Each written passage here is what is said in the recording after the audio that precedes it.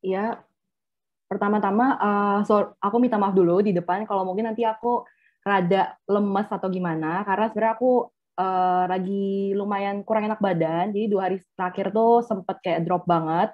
Eh, Puji Tuhan sih bukan COVID, tapi emang lagi mungkin kecapean aja karena banyak deadline dan kerjaan segala macam. Tapi hopefully I'll try my best. Mudah-mudahan tetap sharing sessionnya bisa berlangsung dengan baik, tetap semangat, dan kita bisa sama-sama belajar gitu. Oke, next. Mungkin perkenalan diri dulu. Aku lulus dari SBM ITB di tahun 2016. Udah gitu setelah lulus sempat kerja di pemerintahan dan juga sempat kerja di Accelerate Labs, salah satu anak perusahaan Sinarmas Group. Baru di Desember 2018 itu aku decide untuk jadi full-time entrepreneur. Next. Uh, aku ada beberapa bisnis, cuman kalau sekarang itu emang lebih fokus ke yang dua di bawah aja, yaitu yang PT Kuliner Bahagia Anugerah Indonesia dan Shiver Fairman. Untuk Kala Watch itu masih still going sampai sekarang, still running, itu kalian bisa cek. Jadi basically ini adalah tugas kuliah yang terus jalan karena demand-nya dari market juga sangat baik. Kita buat jam tangan yang semua pattern untuk jamnya itu terinspirasi dari kekayaan budaya dan juga kekayaan sumber daya alam dari Indonesia kayak gitu. Karena kita bertujuan untuk mau promote Indonesia to the next level. Nah, tapi di tahun 2020 aku decide karena terlalu overwhelmed juga, aku decide untuk fokus ke dua bisnis aku yang lainnya. Yang pertama itu ada KBI Group. Saat ini kita punya dua brand makanan di bawah kita, yaitu Eat Frog Love dan Pawoknya Ayam. Tapi kedepannya kita puji Tuhan, akan menambah beberapa brand lagi, brand spesialis lainnya. Dan yang kedua adalah Shiver Fairman, PT Anugerah Sentra Klasindo. Ini kita lebih fokus untuk provide promotional items kayak souvenir, gimmick untuk perusahaan-perusahaan. Jadi lebih ke B2B dan lebih ke support gimmick mereka. Next. Sama aku juga saat ini lagi fokus untuk di social organization anak muda aku, yaitu Donation for Nation. Ini gambarnya mungkin nggak muncul. Jadi kita mulai dari Maret 2020 lalu, sebenarnya itu mulainya iseng sih. Sebenarnya cuma mau ngebantu pemenuhan APD dari beberapa rumah sakit di Indonesia karena COVID ada gitu. Nah, nggak taunya ternyata banyak banget teman-teman kita yang support sampai akhirnya terus lanjut sampai sekarang. Jadi kita juga ada kita udah sampai sekarang berhasil support lebih dari 100 rumah sakit dan puskesmas di seluruh Indonesia. Kita juga sempat bantu lebih dari 500 pemulung, panti jompo. Sekarang sih kita fokusnya lebih ke pendidikan dan juga lebih ke anak-anak di bawah kolong jembatan. Dan mostly tuh yang ngebantuin tuh sebenarnya inner circle kita gitu. Baru di last 3 months yang kita kerjasama sama beberapa bisnis, beberapa influencer, dan lain sebagainya. Oke, next. Jadi ini, tapi aku mau make sure dulu ke Mega. Ini udah yang my latest PPT kan ya, udah yang terakhir latest deck aku yang aku kasih ke kamu kan ya? Ya, cuma mau make sure aja. Dan, nah, untuk yang table of content hari ini itu aku ada 6 yang akan kita bahas. Yang pertama mungkin introduction tentang bisnis aku. Jadi hari ini aku lebih akan fokus ngebahas tentang bisnis aku yang F&B. Yang kedua mungkin gimana sih sebenarnya opportunity atau kesempatan industri F&B di Indonesia, landscape-nya tuh seperti apa. Yang ketiga mungkin yang paling banyak yang nanya itu biasanya gimana sih caranya untuk start our own business kayak gitu. Nah, terus yang berikutnya adalah fundamental bisnis F&B. Ini yang sebenarnya menurut aku jauh lebih penting sih, karena memulai itu selalu lebih mudah, tapi mempertahankan sampai akhirnya dia tuh bisa terus bertahan sampai 5-10 tahun ke depan, itu yang sebenarnya the most challenging part. Nah, terus yang kelima juga justru ternyata selama pandemi itu kalau dari company aku sendiri malah mencapai our biggest revenue gitu. Nanti aku juga bakal share tentang apa aja sih yang udah kita lakuin. Dan yang terakhir, yang paling penting juga adalah mindset yang harus dimiliki oleh seorang entrepreneur. Next.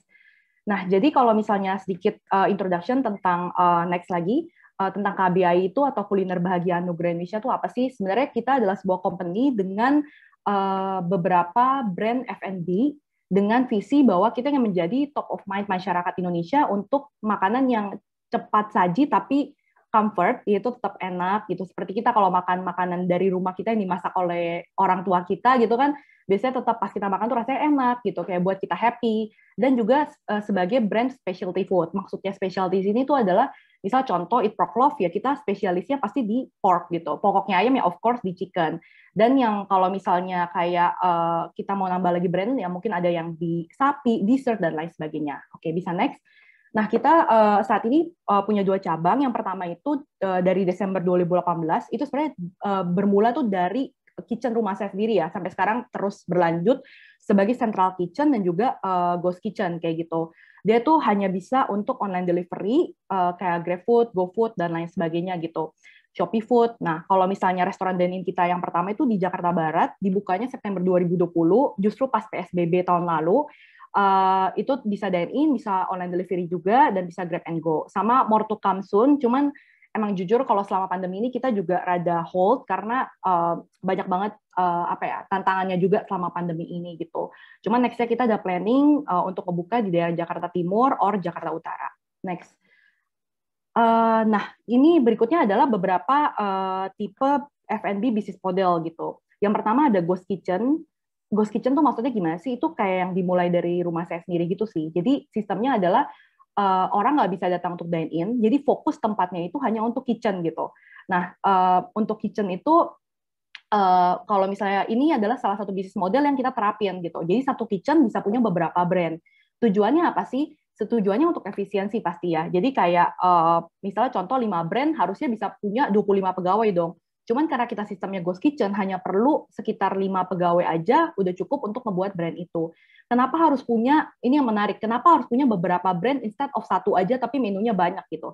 Karena sebenarnya pertanyaan yang mudah adalah seperti ini misalnya. Contoh misalnya kayak KFC tiba-tiba ngebuat menu nasi Padang gitu. Tapi ketika kalian mau makan nasi Padang, pasti tetap prefer untuk beli di Padang Sederhana atau Padang Bintaro, bukan di KFC.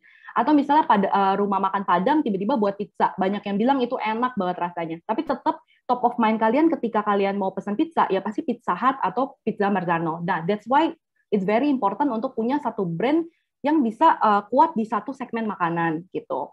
Nah, berikutnya ada sistem cloud kitchen. Cloud kitchen ini banyak provider ya di Indonesia. Kayak GrabFood, GoFood tuh sempat mereka ngebuat their own cloud kitchen. Maksudnya adalah satu wilayah yang luas gitu, biasanya dibagi gitu pakai sekat-sekat-sekat. Kayak misalnya contoh yang paling terkenal juga Everplate. Nah, kalian tuh bisa nyewa di tempat itu gitu. Jadi initial cost-nya nggak banyak. Biasanya equipment-nya udah disediakan sama mereka. Cuman minusnya adalah cloud kitchen itu biaya sewanya tuh tinggi banget. Belum lagi mereka juga ngambil beberapa persen dari revenue kalian untuk sebagai admin fee-nya mereka gitu. Jadi kalau aku pribadi, aku nggak prefer cloud kitchen, aku prefer ghost kitchen aja. Maybe kalian bisa kayak sewa suatu rumah yang kecil untuk jadiin tempat untuk ghost kitchen kalian, atau mungkin cabang pertama dari rumah kalian sendiri, itu jauh lebih cheaper kalau menurut aku. Nah, berikutnya juga ada restoran, itu seperti yang kita ada di Greenfield. Jadi kita cuma 2 sih, kita ghost kitchen dan restoran doang. Tapi kedepannya akan lebih fokus ke ghost kitchen mainly. Nah, terus ada sistem catering juga, di mana ya itu of course orang beli dari awal udah langsung untuk per minggu, per bulan, dan lain sebagainya. Nah, B2B supplier. B2B supplier tuh ada juga beberapa company, salah satunya namanya brandnya namanya Cloud Kitchen. Memang brandnya, bukan jenisnya namanya Cloud Kitchen, dia tuh provide untuk beberapa restoran. Misalnya dia udah buat bumbu nasi goreng yang sasetan, ayam goreng kuning yang udah sasetan. Jadi restoran-restoran tuh tinggal beli bumbu di dia, terus habis itu cookernya tuh nggak perlu jago masak atau jago bumbu, mereka tinggal ambil aja frozen dari si B2B supplier ini, udah tinggal masak, rasanya udah terstandarisasi, sama di semua cabang. Salah satunya tuh restoran, kalau kalian tahu, Bunga Rampai, itu termasuk salah satu restoran yang pakai sistem kayak gini. Jadi mereka outsourcing untuk bumbu-bumbunya, jadi di restorannya mereka tinggal masak-masak aja gitu dari bumbu-bumbu yang udah diracik. Nah, terus ada food manufacturer. Ini of course yang sebenarnya lebih ke pabrik-pabrik yang ngeproduksi makanan yang biasanya setengah jadi atau udah jadi. Ya misalnya kayak snack-snack kayak Cheetos, atau misalnya kayak Indomie, itu tuh food manufacturer masuknya. Dan yang terakhir adalah franchise. Franchise itu ya sistemnya seperti Kopi Kenangan, Kopi Janji Jiwa, itu sistemnya adalah franchise. Nah, next. Berikutnya tentang F&B industry opportunity di Indonesia ya. Next-nya lagi. Nah, ini ada penelitian dari Lembaga Demografi FEB Fakultas Ekonomi Bisnis UI yang dirilis Oktober 2020 lalu saat pandemi gitu. Ternyata tiga besar pos pengeluaran konsumen selama pandemi itu ternyata nomor satu selama pandemi itu adalah beli makanan melalui jasa pesan antar makanan online gitu. Karena nggak bisa kemana-mana, nggak bisa ke mall, nggak bisa nonton bioskop. Of course hiburannya orang-orang pas lagi pandemi itu apalagi kalau bukan Netflix, kalau nggak makan gitu. That's why makanya nomor satu tetap makan. Nah yang kedua untuk belanja kebutuhan sehari-hari dan yang ketiga untuk transportasi online. Next. Yang berikutnya. Nah, untuk tren dari online food delivery itu juga bisa dilihat bahwa sangat meningkat secara signifikan ya di tahun 2020 gitu. Bahkan Indonesia dari seluruh negara yang ada di Southeast Asia, Indonesia tuh punya gross merchandise value paling tinggi seluruh Southeast Asia. Setara dengan 53 triliun gitu. Memang salah satu faktornya juga karena Indonesia kita punya the biggest population juga ya di Southeast Asia gitu. Dan yang ketiga, ada beberapa next-nya, ada beberapa lembaga besar, contohnya Google, Temasek, dan Bain Company, mereka juga udah mempredik bahwa GMV value untuk food delivery itu di tahun 2025 atau kurang lebih 4 tahun dari sekarang itu bakal setara dengan 225,6 triliun gitu. Itu 3 kali lipatnya yang ada di tahun 2020 gitu. Jadi sebenarnya bisa dibilang kalau untuk kesimpulannya adalah opportunity untuk bisnis makanan di Indonesia itu sangat-sangat besar dan sangat-sangat baik sekali gitu. Bahkan sekarang yang udah sangat-sangat besar ini tetap diprediksi akan tumbuh dengan sangat baik gitu ke depannya gitu. Apalagi selama pandemi ya, itu justru growth-nya justru sangat bisa dibilang sangat tajam. Next-nya. Nah, pertanyaan selanjutnya adalah how to start gitu. Sebenarnya benar apa kata Tokopedia gitu, mulai aja dulu.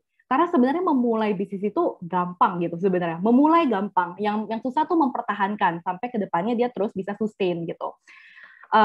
Ya pertama bisa start dari something yang teman-teman suka gitu, atau dari banyak teman-teman keluarga atau teman-teman kalian juga yang suka gitu. Contohnya kalau misalnya Eat Proklo sendiri itu sebenarnya bermula dari simple sih, kayak mama aku tuh jago banget masak.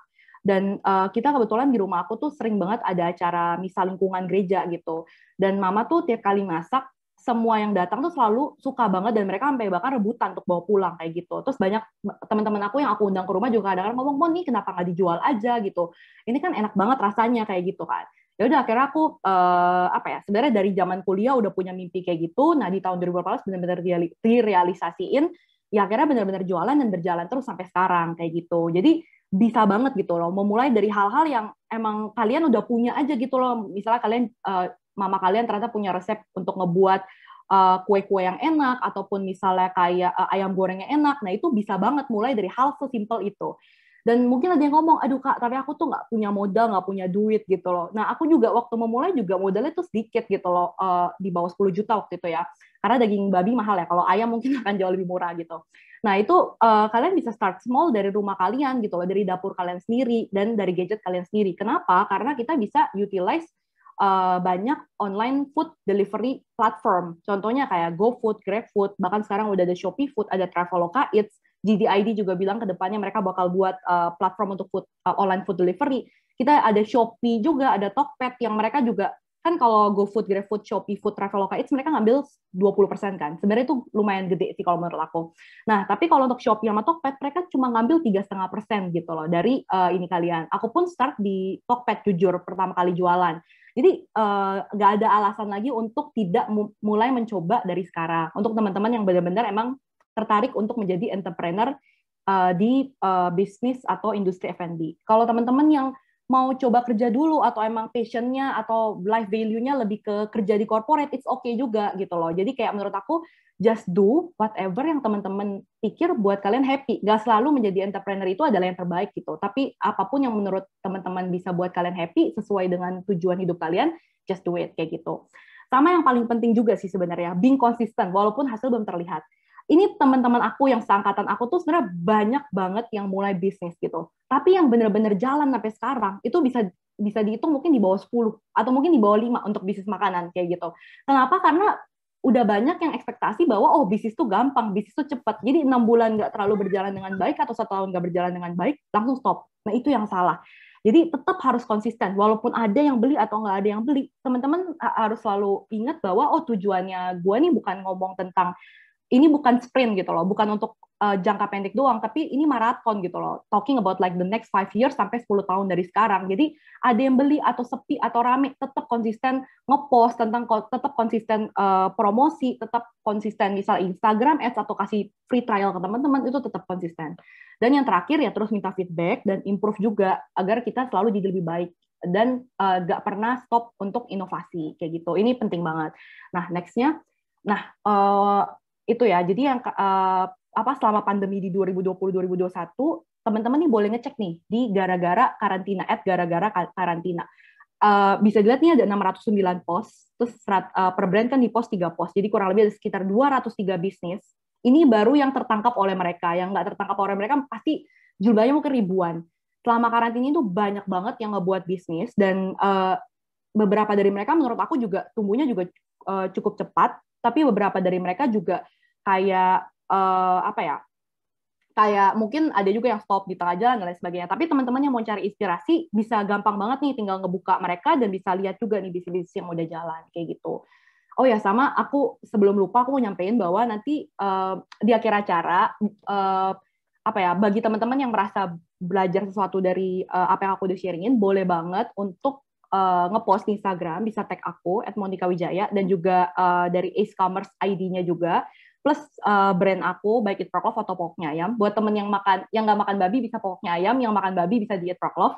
Nanti aku bakal pilih 3 orang yang menurut aku sharingnya paling, maksudnya posannya tuh paling bagus juga dari apa sih key points atau key takeaways yang bisa dipelajarin dari sharing ini. Aku bakal pilih 3-5 orang yang paling menarik untuk dikirimin free food dari bisnis aku kayak gitu. Oke, nextnya. Nah, itu tadi untuk soal memulai ya. Nah, ini aku bakal nge-share juga tentang fundamental untuk bisnis F&B gitu loh. Karena memulai, seperti yang aku bilang, is always very easy. Make it sustainable is extremely hard gitu. Dan F&B, seperti yang aku bilang tadi, very attractive industry ya. Sangat-sangat menarik, tapi at the same time, karena itu sangat menarik, dan siapapun bisa memulai, dan siapapun bisa masuk, barrier to entry-nya sangat rendah, makanya bisa dibilang F&B itu sangat-sangat super kompetitif gitu at the same time.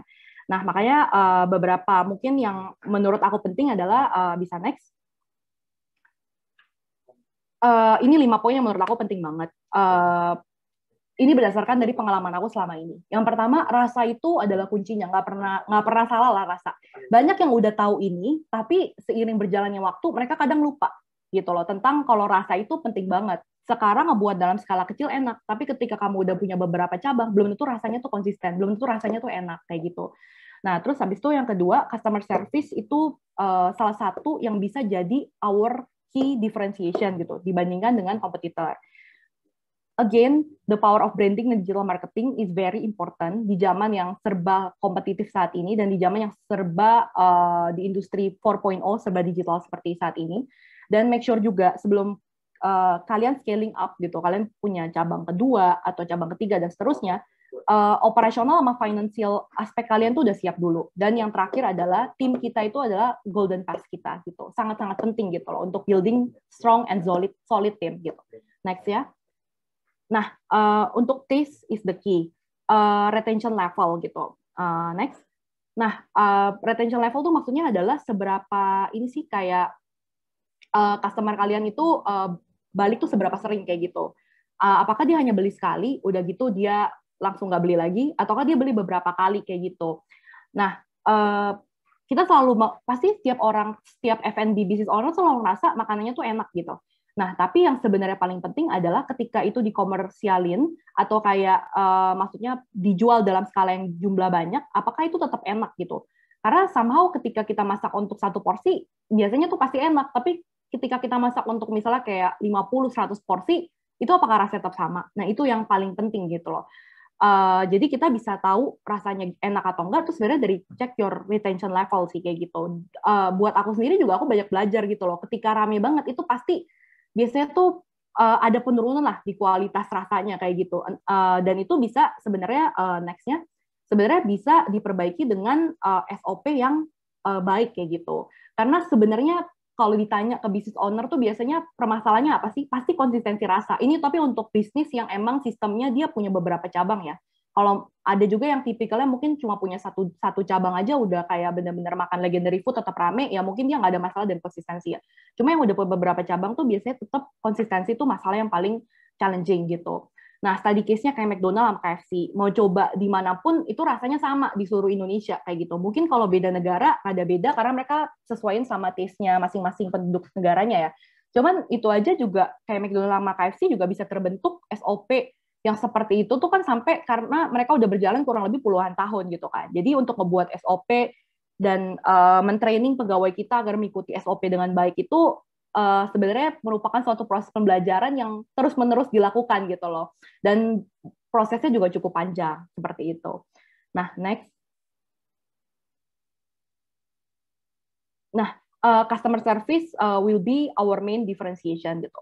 Jadi sebisa mungkin kita harus bisa melebihi ekspektasi customer kita gitu. Kalau misalnya di Itprokop sama Pokok PAM sendiri, kita untuk sistem customer service itu kita udah ada SOP-nya, yaitu pokoknya treat our customer just like jadi customer tuh bukan the king kalau di bisnis kita, but customer is actually our family atau misalnya our best friend gitu. Jadi kita nge-treat mereka uh, dengan sebaik mungkin gitu, karena kalau kita ke keluarga atau ke best friend kita kan kita pasti yang benar-benar baik, kita mau buat mereka happy, kita sopan dan lain sebagainya gitu kan. Dan bahkan kita ada standar untuk stiker-stiker yang digunain gitu, biar tetap ramah kepada customer dan harus fast respon dan juga harus sopan dan lain sebagainya kayak gitu. Nah, terus yang paling penting juga kita harus bisa change unhappy customer into happy customer, karena yang namanya di bisnis F&B itu bisnis yang honest bisnis ya. Jadi kayak kita masak, kita kasih ke customer, saat itu juga customer udah bisa menilai nih makanan kita enak atau nggak enak. Dan pasti sometimes bisa dibilang unpredictable things happen ya. Kadang-kadang mungkin ada pegawai kita nggak sesuai SOP dan lain sebagainya. Jadi ada yang komplain dan ada yang sampai marah-marah, terus kayak minta refund dan lain sebagainya, itu pasti ada ketika kalian bisnis. Jadi jangan sampai ngedown juga gitu. Karena aku juga dulu sering banget down gitu loh dengan hal ini. Tapi makin lama ya udah terbiasa kayak gitu. Nah, yang penting adalah ketika mereka marah, itu sebenarnya cara kita handle mereka itu yang paling terpenting sebenarnya. Kalau dari kita sendiri udah ada SOP-nya nih. Kita kalau misalnya customer-nya bilang ini, kita bakal ngapain. Kalau customer-nya sampai bilang kayak gini, kita bakal kasih free produk yang baru. Kalau customer sampai kayak gini, ya udah kita kasih return gitu. Nah, rata-rata sih semua unhappy customer yang benar-benar ngelapor ke kita atau yang benar-benar komplain ke kita itu pasti ujung-ujungnya jadi happy customer sih. Karena merasa kita servisnya sampai segitunya gitu.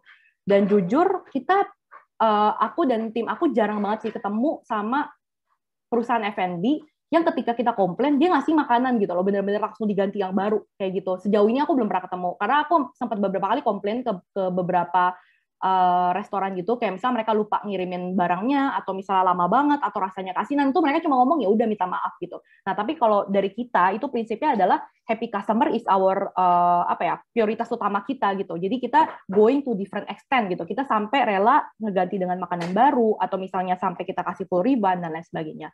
Nah, sama yang terakhir adalah yang udah happy ini kita jadikan loyal customer kita dengan service yang baik, dengan juga program kalau yang buat dine-in di Jakarta Barat kita ada kayak loyalty customer, ngumpulin 10 stem nanti bakal dapat ini itu kayak gitu.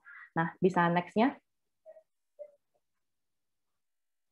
Nah, the power of branding and digital marketing. Nah, next.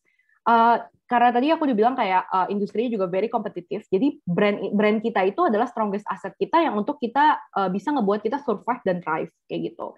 Kayak misal contoh kayak kopi ya, kopi tuh banyak banget yang jualan, tapi karena misalnya brandnya Tuku itu yang udah paling membekas di otak aku, ya makanya kayak aku kalau misal beli kopi always prefer Tuku gitu. Selain emang juga rasanya juga enak kayak gitu, dan sulit banget lah untuk berganti ke kompetitor yang lainnya, meskipun banyak banget yang jualan kopi. Nah, next-nya.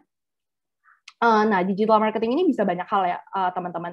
Bisa dengan buzzer. Buzzer tuh maksudnya gimana sih? Ini yang paling the easiest way sama the cheapest way gitu. Pertama, nggak usah sungkan. Kayak urat malu kalian putusin. Minta aja kalau misal kalian baru buat bisnis, minta aja ke teman-teman kalian untuk bantuin ngepost gitu secara free di Instagram story mereka gitu. Karena itu juga mereka juga nggak susah sebenarnya untuk ngebagiin Instagram story gitu kan. Tapi make sure yang paling penting di buzzer itu adalah make sure kontennya juga legit gitu loh. Maksudnya efektif. Jangan sampai cuma nulis coming soon, jualan ayam kremes terenak gitu, tapi nggak ada fotonya. Kalaupun ada fotonya juga masih kayak low resolution, nggak ngebuat orang ngiler. Nah itu jangan sampai kayak gitu. karena kan kita juga nggak enak kan kalau minta teman kita sesering itu juga ngepost kan. Jadi sekalinya kita minta teman-teman kita ngepost, make sure dari IG story-nya pun kontennya udah bener-bener bagus yang ngebuat orang tuh pengen ngebuka Instagram profile kalian dan atau bahkan ngebuat orang tuh langsung pengen beli kayak gitu. Nah, yang kedua ada Instagram Ads. Nah, ini banyak banget teman-teman aku yang mulai bisnis selalu nanya, Mon ini gimana sih caranya buat Instagram Ads yang efektif gitu? Udah cukup efektif belum ya? Kok gue udah habis 1.500.000 sampai 2 juta, kok belum ada efeknya ya? The answer is sebenarnya nggak ada yang namanya right or wrong ya. Cuman itu memang mesti trial and error gitu untuk nemuin mana sih yang paling efektif. Aku pun awal-awal juga keluar budget lumayan, tapi kok nggak ada efeknya ya. Ya sekarang baru tahu, oh ternyata misalnya kalau misalnya untuk makanan nih, fotonya tuh mesti zoom in. Kalau nggak lebih ke video kayak gitu. Oke, feel free kalau buat yang mau nanya langsung aja nanya di kolom chatnya. Tapi mungkin aku akan bahas atau aku balas, aku jawab di akhir setelah presentasi. Just feel free untuk nanya. Dan juga berikutnya misalnya influencer. Influencer itu juga kalau dari aku, ini mungkin harus dicatat teman-teman, ini nggak selalu dia punya follower yang banyak itu efektif ya.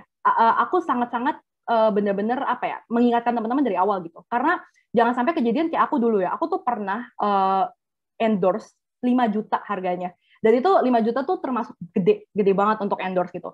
Tapi impact-nya tuh bener-bener hampir nggak ada gitu loh. Karena aku terpaku sama jumlah follower. Padahal sebenarnya yang teman-teman lihat itu adalah engagement level di influencer. Nah, itu apa sih yang harus dilihat sebenarnya?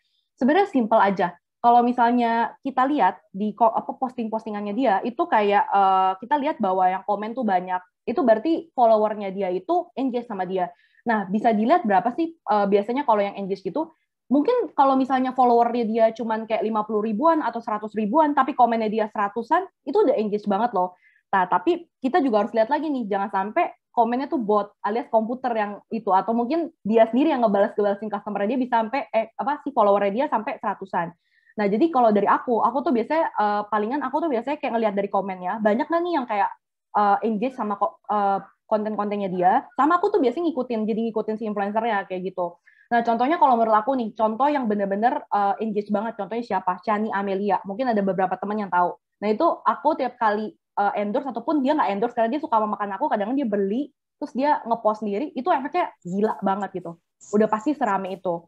Ataupun misalnya Amrazing, itu kalian bisa lihat bahwa dia tiap postannya bisa yang komen tuh 1000-an, 200-an, itu udah pasti definitely effective for your brand. Nah, tapi kalau misalnya dia kayak yang komen juga 7, 6, itu biasanya percayalah nggak akan terlalu efektif sih. Itu menurut aku ya. Dan berdasarkan pengalaman aku. Nah, yang terakhir tuh collaboration with another brands. Ini juga bisa banget ningkatin brand awareness dan sales kalian gitu. Cuma kalau untuk aku sendiri, the biggest struggle-nya adalah karena aku pork kan. Itu non halal. Jadi susah lah untuk menemukan brand yang untuk collaborate. Cuma kalau teman-teman ngejual makanan yang halal, of course tuh jauh lebih gampang gitu. Dan biasanya kalau tips and trick-nya untuk collaborate tuh biasanya jangan mencari brand yang terlalu jauh. Let's say kayak gini. Misalnya kalian ngebuat untuk makanan dessert, follower kalian pada saat ini masih kayak sekitar 1000. Terus kalian ngajak janji jiwa gitu, yang followernya misalnya udah nggak tahu mungkin puluhan ribu sampai 100.000. Ya itu of course dia nggak akan mau sih, karena biasanya tuh namanya kolaborasi itu harus win-win solution gitu loh. Jadi dari kitanya juga untung, dari mereka juga untung. Jadi jangan terlalu jauh. Dan cara nge-approach-nya gimana tuh sebenarnya kayak 1 DM away sih. Kalian kayak just prepare good visual kayak buat kayak semacam PPT atau deck. Terus kalian ya mungkin 3-5 halaman tentang kenapa kalian mau collaborate sama mereka, terus kayak masing-masing pihak tuh benefitnya bakal apa, terus kayak nanti bentuk kerjasama seperti apa, kalian DM aja gitu loh. Dan biasanya sih kalau mereka interest mereka bakal approach kalian gitu. Ini nggak terjadi di perusahaan aku yang ini, tapi ini terjadi definitely di organisasi sosial aku dan juga bisnis aku yang satunya lagi kayak gitu. Ya, next. Nah, your team is your golden pass. Ini sebenarnya basically ini mungkin udah di tahap next level ya. Ketika kita mulai bisnis pasti awalnya kita apa-apa CEO ya, Chief of Everything Officer gitu. Finance kerjaan sendiri, operation sendiri, marketing sendiri, human resource sendiri, everything by yourself lah. Cuma ketika nanti kalian udah makin gede, mungkin di tahun kedua udah mulai hire orang, udah punya marketing staff, finance staff, yang paling penting adalah selalu invest in your team gitu loh. Kalau di perusahaan aku kayak dari kita juga kita provide learning ya buat mereka ya, kayak misalnya ikutin webinar baik yang gratis maupun berbayar itu kita provide gitu loh. Tujuannya adalah walaupun berbayar tapi misalnya 500.000 sampai 1 juta itu nggak ada artinya dengan apa yang mungkin mereka achieve atau mereka hasilkan setelah mereka ikutin webinar itu gitu. Nah, next. Nah, uh, ini juga penting. Jadi ini sebenarnya udah next level juga. Ketika kalian udah memulai bisnis, udah ngelihat jalan tahun kedua, nah make sure sebelum scaling up itu agar finance sama operasional kalian tuh ready kayak gitu. Next. Nah, operation next. Kayak ini misal contoh ya, yang seperti aku bilang tadi, mungkin makanan yang kalian buat itu enak untuk satu outlet, tapi ketika udah buka beberapa outlet, belum tentu makanan rasanya enak gitu. Aku ada salah satu brand juga yang terkenal banget di Indonesia, dia udah punya beberapa brand. Ketika aku coba di Bandung, itu rasanya enak banget, tapi pas coba di Jakarta, kok beda ya, rasanya nggak sesuai gitu. Karena dia udah punya lebih dari 100 outlet kayak gitu. Nah, itu yang sebenarnya rada susah kayak gitu. Nah, study case kita nih, ini yang aku juga rada nyesel, tapi ini pembelajaran yang penting banget buat aku ke depannya, dan aku mau semoga teman-teman juga nggak melakukan kesalahan yang sama gitu. Pas di grand launching kita itu, kan pas PSBB, nah aku tuh benar-benar nggak expect sama sekali bakal serame itu gitu. Dimana di 2 hari itu kita di satu outlet doang kejual lebih dari 500 bowl. Dan ini pun kita nolak-nolakin pesanan banyak banget. Kita nggak nyalain GoFood, kita nggak nyalain GrabFood, kita bener-bener udah chaos banget gitu. Orang yang datang pun kita kayak stop gitu, kayak nggak apa, kayak kita nggak bisa gitu. Ini terlalu banyak gitu, dan dagingnya pun udah nggak ada. Nah, jadi buat tips pertama adalah ketika kalian grand launching di tempat baru dan kalian udah berdoa banget buat grand launching kalian itu, always be prepared gitu. Jadi kayak jangan sampai kalian dari awal mikir palingan sepi, nggak ada kemungkinan banget kalau misalnya itu bakal rame banget tuh, kemungkinan gitu. Karena waktu itu aku tuh nggak hire influencer sama sekali. Pas di grand launching aku yang di Greenfield itu, aku cuman minta hampir 100 orang teman aku untuk ngepost di Instagram, dan somehow it went viral, jadi banyak banget orang yang datang gitu. Memang waktu itu lagi ada promo buy one get one juga ya. Cuman salahnya adalah karena aku nggak expect, dan itu udah ada 11 orang di kitchen, dan permintaannya sebanyak itu, akhirnya tuh chaos. Mungkin ada beberapa makanan yang juga rasanya tuh mungkin nggak sesuai dengan SOP yang aku mau, jadi mungkin ada customer yang kecewa. Ada juga yang nunggu sampai 2 jam dan marah-marah dan teriak-teriak di restoran aku. Dan ya mungkin mereka juga jadinya nggak retarting lagi. Nah, kayak gitu. Jadi apa ya? Yang paling penting adalah always be ready sih. Ketika kalian buka cabang baru, nggak apa-apa kalau kalian udah ready untuk banyak, tiba-tiba ternyata segitu rame, nggak apa-apa. Itu lebih baik dibandingin kayak aku gitu. Nggak ready sebanyak itu, jadinya malah mengecewakan gitu. Meskipun yang kecewa mungkin yang ya mungkin around 20% sampai 30% ya, tapi tetap aja kan sebenarnya 30% dari customer kita tuh tetap penting untuk future repurchase gitu. Nah, jadi yang paling penting adalah training ke pegawai secara rutin atau monthly itu penting banget. Kita nggak bisa expect kalau pegawai ya, nanti kalian pasti semua akan rasain sendiri. Pengennya kalau punya pegawai itu ngebantu kita, terus ngerasa setelah kita 1 kali aja training, dia harusnya udah langsung ngerti itu, ke depannya bagus terus, tapi nggak bisa. Karena sebagaimanapun pegawai itu bukan owner. Kita tuh nggak usah dikasih tahu, karena kita yang punya ini bisnis, kita udah pasti kerjanya bagus. Tapi kalau pegawai nggak bisa, tetap mesti ada rutin sama monthly training. Kalau di perusahaan kita ada peer evaluation ya, tiap bulan timnya tuh saling kasih nilai satu sama lain, terus yang nilainya kurang kita one on one sama aku. Ini sekarang karena aku masih punya 2 outlet ya, cuman kalau udah punya lebih banyak mungkin nggak bisa seperti sekarang one on one. Aku cari tahu nih masalahnya di mana, apa yang harus diperbaikin, kelebihan kekurangan dan sebagainya. Nah, berikutnya next finance. Nah, ini juga ada contoh case menarik ya. Perusahaan lain, dia omsetnya tuh lebih dari 1 miliar ya per bulan, tapi dia loss gitu, dia rugi. Dia punya 5 cabang, dia lebih dari 1 M per bulan. Nah, kenapa gitu? Ternyata karena dia tidak benar-benar menganalisis laporan laba ruginya dia gitu. Jadi di F&B itu persentase tuh sangat penting ya teman-teman. Jadi contoh kayak gini ya, ini aku nggak jabarin secara detail, cuma let's say kayak gini. 100% ya, ini anggap aja revenue kalian 100%.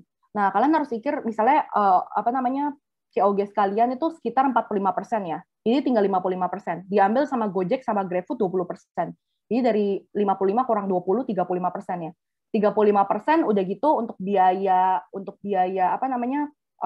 operasional kayak misalnya sewa, listrik dan pegawai itu let's say 15% sampai 20% gitu kan. Berarti sisa 15 sampai 20%. Nah, udah gitu 15 sampai 20%, 5% anggaplah buat marketing. Berarti tinggal 10 sampai 15% kan. Nah, kalau kalian nggak bener-bener perhatiin banget persentase-persentase ini, yang ada kalian benar-benar bisa minus, karena persentase itu sangat penting, apalagi kita sekarang mengandalkan banget GoFood sama GrabFood, 20%. Dan itu belum termasuk sama promo mereka.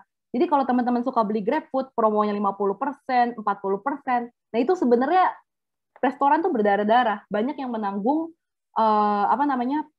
subsidinya tuh lumayan gede gitu dari restoran. Makanya kalau dari Eat sendiri, karena kita cost structure-nya kita COGS lumayan tinggi, kita nggak pernah ikut kalau yang GrabFood karena dia lumayan gede sih, itu bisa take 35-40% di GrabFood. Jadi ini kalau di F&B ya, analisis laporan laba rugi dan persentase tiap pengeluaran kalian tuh penting banget gitu.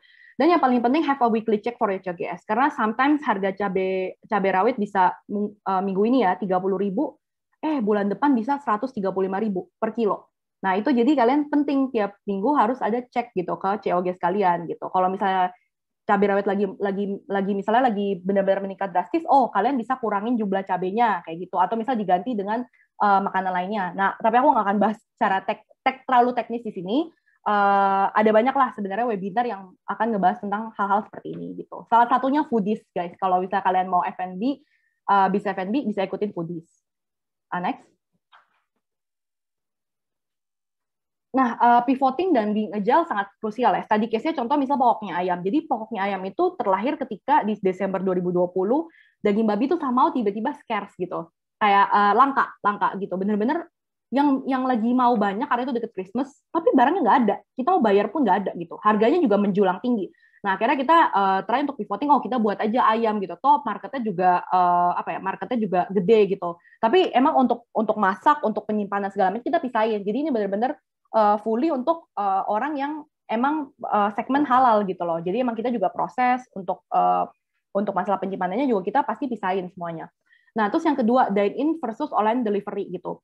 Pivoting tuh sebenarnya ini ya, gampangnya tuh maksudnya kayak kalau di basket kalian bisa googling sendiri kalau di basket tuh pivoting tuh kakinya tuh kayak gimana ya? Maksudnya tuh adalah ketika kalian ketemu suatu masalah atau ketemu suatu hambatan, itu kalian bisa dengan cepat pindah ke solusi lain gitu, bisa ganti bisnis model ataupun ada produk baru dan lain sebagainya.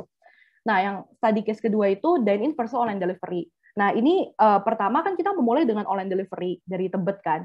Nah, tiba-tiba pas udah mulai dine in di Greenfield, ternyata beda nih target marketnya. Mereka tuh demand-nya tuh yang lebih, porsinya tuh yang harus lebih puas gitu loh.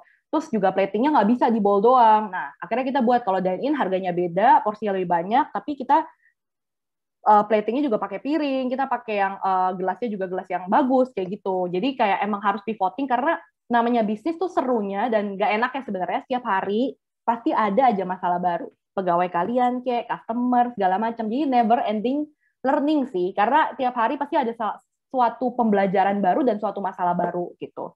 Jadi pivoting dan being agile sangat penting. Next. Nah, ini juga mungkin topik yang menarik. Jadi kita tuh raih biggest revenue kita all time ya. Itu pertama kali itu di bulan Mei pas lagi Lebaran. Terus habis itu yang berikutnya tuh di bulan Juli gitu. Justru pas lagi pandemik. Tapi sebelum open second branch itu kita juga meraih pas masih satu outlet doang. Kita juga biggest revenue-nya tuh di Mei, Juni, Juli tahun 2020 sebelum ada second outlet gitu. Jadi malah justru di pandemi. Kalau ditanya kenapa, sebenarnya one of the pasti pertama reason pertamanya pasti karena Tuhan ya.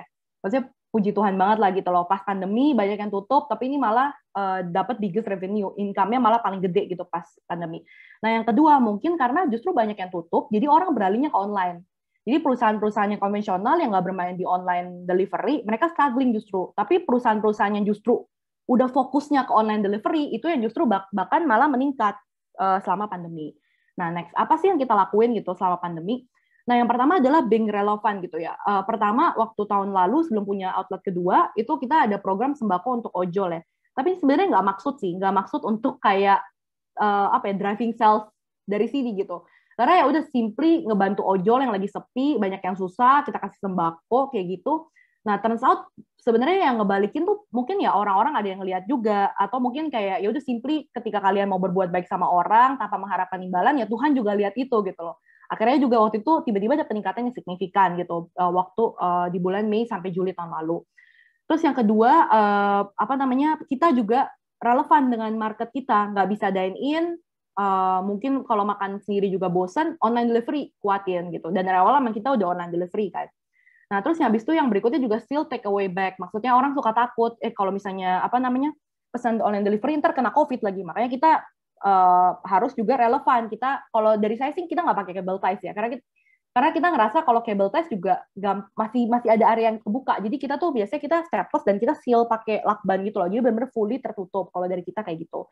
Sama kita juga harus selalu follow government rule dan kita sounding itu di social media. Jangan sampai ini kita ngelakuin tapi kita nggak sounding, jadi orang nggak tahu, orang mau beli makan di kita tetap takut gitu. Misalnya government rule, misalnya semua pegawai kita udah dicek suhunya, terus habis itu selalu pakai masker, selalu pakai hand glove, dan juga misalnya contoh kalau yang baru-baru ini semua pegawai saya juga udah divaksin, tapi apa ya, belum kita sounding juga di sosmed karena masih beberapa menunggu untuk second vaksin. Kayak gitu itu being relevan. Nah, yang berikutnya adalah stay connected. Stay connected tuh maksudnya bisa next. Stay connected tuh maksudnya adalah kita bisa ada beberapa hal yang kita lakuin. Yang pertama kita bisa broadcast WhatsApp ke semua old customer kita. Jadi mereka tuh inget kita gitu. Kalau buat GrabFood enak, kalian bisa save nomor customer kalian. Cuman kalau buat Shopee Food, buat Gobis tuh sekarang udah nggak bisa, udah nggak kelihatan nomor telepon customernya.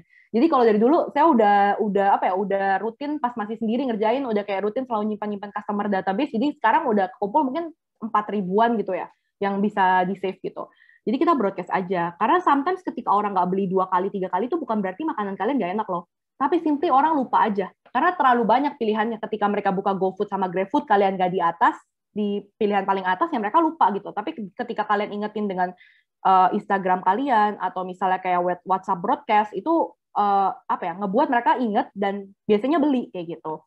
Sama ini produk yang sebenarnya laku banget, yang sebenarnya di luar kita juga, kita nggak punya ekspektasi gitu terhadap tumpeng atau cake gitu untuk gifting gitu. Buat Eat Procof kita ada porky tumpeng dan porky cake. Nah itu ternyata laku banget gitu loh. Kayak tumpeng dan cake ini berkontribusi cukup besar ya untuk revenue stream kita gitu. Karena ternyata orang pas COVID itu nggak bisa ketemu, nggak bisa ngerayain ulang tahun bareng, nggak bisa ngerayain Christmas atau Lebaran bareng. Jadi kalau pokoknya kita ada hampers buat Idul Fitri, kalau buat si Eat Procof tuh buat Natal atau buat ulang tahun. Jadi karena mereka nggak bisa ketemu, mereka pasti cari something yang unik gitu loh. Kalau ngasih yang manis-manis mungkin udah bosen kayak kue. Nah ternyata mereka banyak yang nyari hampers atau tumpeng yang asin sifatnya. Makanya ini jadi laku banget juga gitu. Nah, next-nya. Promo dan giveaway gitu ya. Of course, kalau misalnya selama dari COG structure kalian atau misalnya harga bahan baku kalian cocok untuk GrabFood, just know kalau kalian ikut promo itu mereka ngambil 35-40% ya. Jadi, it's very, very big dari GrabFood. Kalau kalian cocok, ikutin promo mereka, karena itu ngaruh sih sebenarnya. Nah, GoFood juga kita selalu ikut kalau Eat Procof karena mereka subsidize 75%, kita cuma tanggung 25% dari promo, jadi itu sebenarnya sangat masuk akal kalau GoFood, dan Shopee Food juga ikutin aja gitu promonya. Nah, giveaway, misalnya contoh kita sempat ada program free 50 box untuk yang ngepost kita atau komen di IG, nah itu ngaruh juga somehow. Kayak kita tujuannya untuk, tahun lalu kita kayak ngebagiin ya sekitar 30 free balls selama 1 bulan. Awalnya cuma mikir kayak lagi pandemi nih supaya seneng follower-followernya kita bagiin aja 3 days of free lunch gitu. Jadi satu hari bakal ada satu yang kita bagiin free balls ya gitu.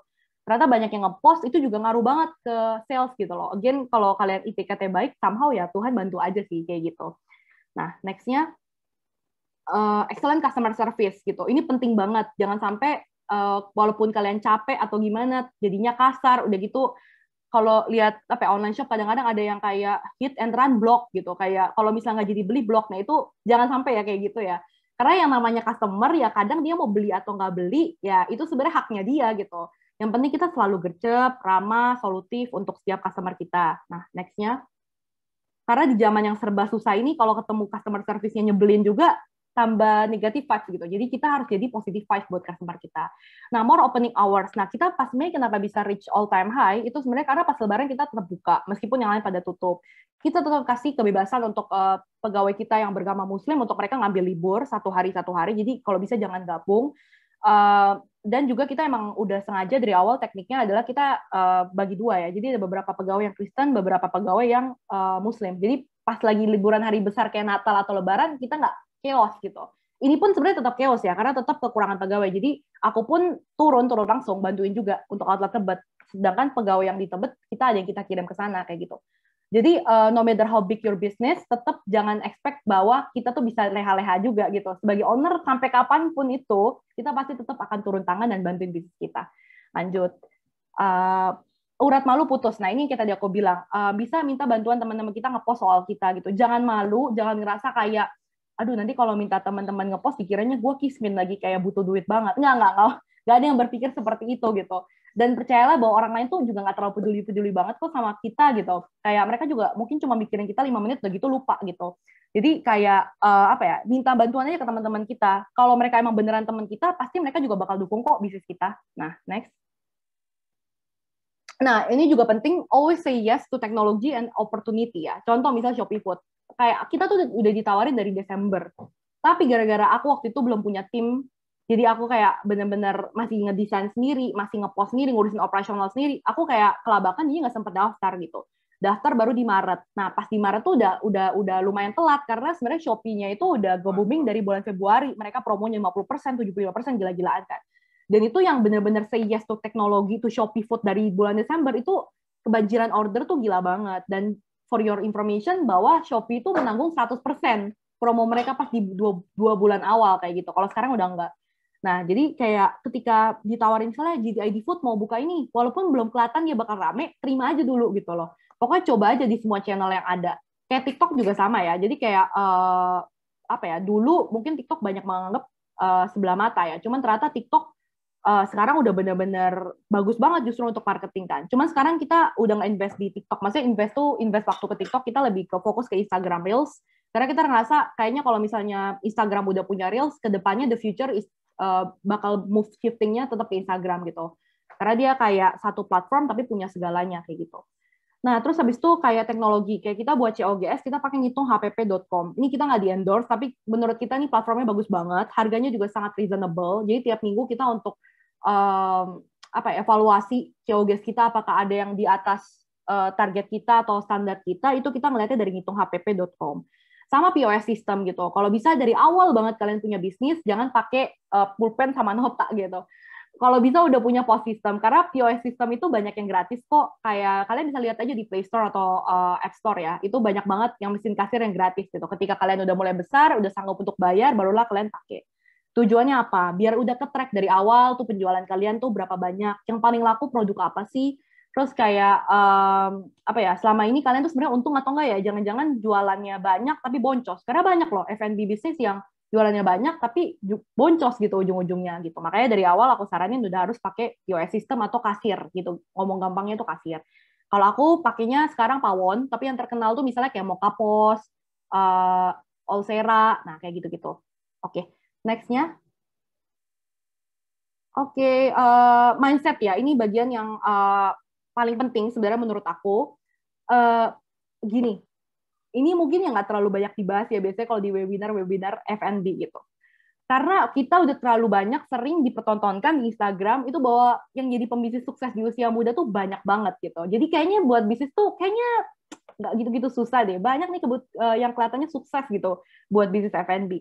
Nah, kalau mindset dari awal kita adalah udah mau cepat kaya atau sukses, maka jangan kaget kalau nanti kalian di awal tuh udah pasti cepat kecewa atau di tengah jalan nanti kalian pasti bakal menyerah gitu. Harus ingat bahwa there is no instant success gitu. Aku sih jujur nggak pernah ketemu sampai sekarang orang yang sukses kayak gitu tuh dia tahun 2 tahun tiba-tiba langsung sukses tuh nggak. Kayak mau siapapun, mau Itlah, itu juga mereka sebelum itu prosesnya tuh juga ada panjang gitu loh. Yang Itlah yang sangat terkenal ya, atau mungkin Mozzarella Group kalau kalian tahu ada yang Nayam, dia punya brandnya juga ada Burgushi segala macam. Itu juga prosesnya juga lama gitu. Dia sebelumnya udah pernah gagal kayak gitu sampai pada titik seperti sekarang kayak gitu. Jadi kayak maksudnya siapapun bisnis yang kalian lihat itu sekarang sukses, percayalah di baliknya itu ada banyak perjuangan yang benar-benar mengorbankan waktu, energi, benar-benar uang dan lain sebagainya kayak gitu. Ini kenapa penting banget dan aku setiap kali aku sharing itu aku selalu kasih tahu ini karena aku lihat sendiri teman aku. Jadi SBM ITB, Sekolah Bisnis Manajemen, dari 225 orang yang lulus di angkatan aku, yang punya bisnis tuh di bawah 20 orang. Gitu. Terus habis itu setengahnya itu pun bisa bisnis karena ada bisnis dari orang tua mereka yang mereka lanjutin gitu. Dan itu nggak salah ya. Cuman ini aku ngomong statistik aja gitu. Dan sisanya di bawah 10 itu yang benar-benar mulai dari nol kayak gitu. Nah, the reason kenapa? Padahal yang nyoba bisnis itu banyak, lebih dari setengah. Mungkin 50-an sampai 100-an tuh nyampe yang nyoba bisnis. Cuman semuanya itu mindsetnya dari awal kayak bisnis gampang sehingga baru 1 bulan 2 bulan 1 bulan laku berikutnya nggak laku, udah langsung nyerah duluan. Nah, itu yang salah gitu. Nah, jadi buat teman-teman yang mau buat bisnis, please jangan menyerah gitu. Jangan menyerah terlalu cepat. Karena terkadang mimpi atau tujuan kalian itu yang nggak dicapai dengan 6 bulan 1 tahun, tapi kalian diproses dulu, mungkin di tahun kedua atau tahun ketiga dan seterusnya. Ya, nextnya. Jadi dari awal tuh udah harus expect bahwa things is going to be really hard gitu, butuh banyak pengorbanan, waktu, energi, pikiran dan perasaan. Jadi kalau ketika kalian dihadapin sama kesulitan seperti apapun, karena kalian udah kuat gitu, karena dari awal udah mikir, oh emang udah pasti susah sih, jadi kalau sekarang susah ya udah gitu, maksudnya udah sesuai ekspektasi kalian. Nah, next. Nah, karena gini, harus punya mindset bahwa you will only fail when you give up gitu. Jadi no matter keadaannya sekarang kalian lagi sepi atau kalian lagi mungkin yang beli nggak ada gitu, tapi kalian tuh sebenarnya akan gagal ketika kalian tuh menyerah kok. Kalau kalian belum menyerah, kalian juga nggak akan gagal kayak gitu. Nah, makanya terus pertanyaan berikutnya gimana nih kalau misalnya bisnis, tapi ini kan sumber mata pencarian utama kita. Masa kalau nggak ada penghasilan gimana dong? Nah, that's why kalau dari aku, mungkin ada OT dikit, mendingan sebelum kalian bisnis udah harus punya saving dulu sih yang cukup untuk let's say 1 tahun kehidupan kalian kayak gitu. Makanya kalau aku merekomendasikan untuk kerja dulu selain bisa dapat banyak experience, tapi kayak kalian juga bisa nabung dulu gitu. Jadi kalian ketika ditempa selama 1 tahun itu pun kalian udah siap kayak gitu. Nah, nextnya. Nah, ini pertanyaan berikutnya yang mungkin adalah ngomong sih gampang gitu, tapi sebenarnya gimana sih caranya biar nggak menyerah terlalu cepat, nggak menyerah terlalu mudah gitu. Nah, nextnya always have always have a support system sih. Jadi kayak kalau dari aku pribadi sih pasti ya keluarga aku, terus kayak especially my brother yang lagi duduk di sebelah aku, ya sama ada best friend aku juga. Jadi kayak bener-bener yang namanya mau nyerah tuh itu manusiawi banget kok. Aku selama bisnis ini juga kayak udah 2-3 kali yang kayak nangis terus kayak Tuhan kenapa sih kayak gini tuh udah biasa banget gitu. Jadi always have support system, the one yang selalu bilang ke kalian bahwa it's okay gitu loh. Maksudnya ini kan kamu juga baru memulai, kayak tenang aja, kayak we believe in you gitu, keep going on gitu. Kayak somehow simple word like that tuh means a lot for me sih. Jadi yang ngebuat aku bisa sampai berdiri sampai sekarang tuh bener-bener ya super system aku gitu loh, yang yang selalu percaya sama aku gitu loh. Nah jadi bener-bener kalau bisa kalian punya si support system itu, whether dari keluarga kalian ataupun pacar kalian ataupun kayak best friend kalian kayak gitu. Jadi kayak gitu. Nah terus yang terakhir ini menurut aku paling penting banget dari antara semuanya. Next, misal kalian nggak punya support system, tapi jangan lupa kalau kalian tuh selalu punya Tuhan loh. Jadi selalu bawa Tuhan dalam setiap perjalanan kita sih. Meskipun ini mungkin terkesan klise gitu ya, karena kan kalau misalnya kita doa sama Tuhan juga bukan tiba-tiba Tuhan ngebalas kita kayak hai Monica kamu harus kayak gini, mungkin nggak terdengar gitu ya. Cuman setiap kali aku berdoa aku punya pergumulan gitu ya, kayak aku bawa dalam doa itu somehow tuh kayak berasa itu jadi kayak tenang aja gitu loh, karena tahu bahwa Tuhan tuh nggak pernah ninggalin kita dan pokoknya rencana Tuhan tuh jauh lebih besar daripada kita gitu loh. Mungkin kalau kayak banyak sih hal-hal yang aku bilang kayak oh ternyata dulu tuh aku tuh belum sampai di tahap ini karena kalau misalnya aku udah langsung dikasih kayak gini, aku tuh nggak siap juga loh secara operasional, atau mungkin aku akan jadi orang yang sombong kayak gitu. Jadi kayak Tuhan tuh selalu punya, percayalah Tuhan tuh pasti selalu punya rencana yang jauh lebih baik buat kalian di waktu yang tepat gitu. Ketika kalian nggak siap, nggak mungkin dikasih tanggung jawab atau kepercayaan segede itu. Tapi once kalian siap, percayalah Tuhan tuh pasti juga ngasih yang terbaik buat kalian. Intinya adalah jangan pernah menyerah, selalu berdoa gitu loh, selalu berdoa, benar-benar bawa apapun tuh dalam doa. Dan pastinya kita juga mungkin bisa ke next slide, dan pastinya kita juga jangan cepat berpuas diri gitu loh. Always be hungry, never stop learning. Karena kalau katanya Einstein kayak repeating the same mistake every time and expect a different result, it's insanity gitu. Jadi kayak mengulang kesalahan yang sama berulang kali tapi berharap ada result yang berbeda, itu katanya Einstein juga itu adalah hal yang bodoh atau gila gitu. Jadi ketika kita gagal, kita jangan cuman ya udahlah berdoa aja ke Tuhan. Katanya Kak Monik juga berdoa ke Tuhan ntar dapat solusi, enggak, itu nggak bakal seperti itu gitu. Jadi kita tetap harus belajar, cari tahu nih salahnya kita di mana, terus kita perbaiki gitu. Fokus ke solusi gitu selalu, jangan fokus ke masalah. Aku pun juga kadang malah fokus ke masalah jadi burn out sendiri gitu. Nggak boleh. Jadi yang benar adalah fokus ke ini. Jadi never stop learning, bisa dari webinar kayak gini atau baca buku, baca YouTube dan lain sebagainya tuh bisa banget. Dan sekarang gampang lah belajar dari YouTube tuh udah banyak banget konten yang inspiratif dan edukatif. Nah, mungkin bisa next. Dari aku sih just my 2 cents ya, kayak where to learn. Menurut aku tuh dari YouTube Pecat Telur, aku nggak tahu kalian udah pernah nonton atau belum, tapi ini bagus banget menurut aku.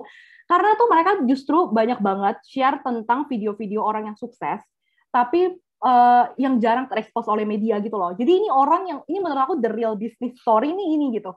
Orang yang kayak berjuang 10 tahun, 11 tahun, ada salah satu cerita yang namanya dia buat ayam apa gitu ya di daerah Malang gitu.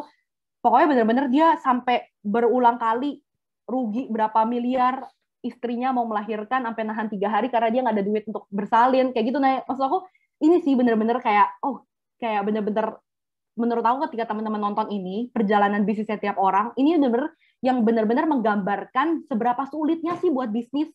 Karena kalau itu gampang pasti udah banyak banget pembisnis yang sukses sekarang ini. Tapi nyatanya kan nggak banyak. Nah, makanya aku sangat-sangat rekomendasiin untuk teman-teman bisa nonton di Pecat Telur ini. Ada banyak kok, nggak hanya F&B doang. Mereka ada yang kayak bisnis ikan lele lah, terus abis itu ada susu sapi lah, dan lain sebagainya banyak.